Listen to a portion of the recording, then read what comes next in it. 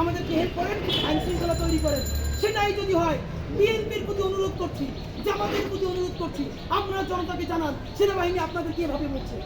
ইনশাআল্লাহ খুনি হাসিনাকে বাংলাদেশের মানুষ যেভাবে তাড়াইছে, সেনাবাহিনী যারা ভারতের দাবিদারি করে তাদেরকেও বাংলাদেশের মানুষ তাড়াবে ইনশাআল্লাহ।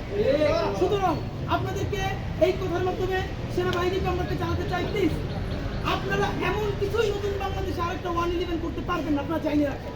যদি আপনারা পারতেন, আপনারা বুকে হাত দিয়ে বলেন একজন সিনিয়র অফিসার খুনি হাসিনার বিরুদ্ধে ছিলেন না, আজকে আমাদেরকে আপনার গল্প শিখান সেনাবাহিনীর পক্ষে ছিল না।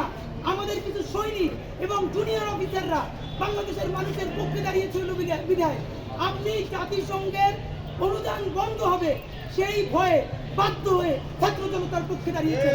কোন নৈতিক দায় দিয়ে, ভালোবাসা দিয়ে আপনি ছাত্র জনতার পক্ষে আপনি দাঁড়ান না। সেটাই যদি হতো, ডক্টর ইউনূস যখন প্রযুক্তিতে আয়নাঘর দেখতে চান, সেই আয়নাঘর আপনি দেখতে চান না কেন?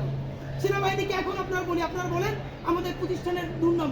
ইতিহাস আপনাকে সময় দিয়েছে, গত 17 বছর খুনি হাসিনা আপনাকে দিয়ে আয়নাঘর করিয়েছে, খুন করিয়েছে, গুম করিয়েছে, ভাবেন ধর্ষণ পর্যন্ত করিয়েছে। একজন মানুষ রোজা রেখেছে, রোজা ভাঙিয়ে তারপরে তাকে ধর্ষণ করা হয়েছে। এটা তো আইএমএ জাহিলিয়াতকে ছাড়িয়ে গেছে। সময় এসেছে পাপ মোচন করার, সমস্ত আয়নাঘর সেনাবাহিনী উন্মুক্ত করে দেন। আপনারা জাতির কাছে ক্ষমা চান, আপনারা বলেন আমরা খুনি হাসিনার কারণে করতে বাধ্য হয়েছিলাম, সব উন্মুক্ত করে দেন।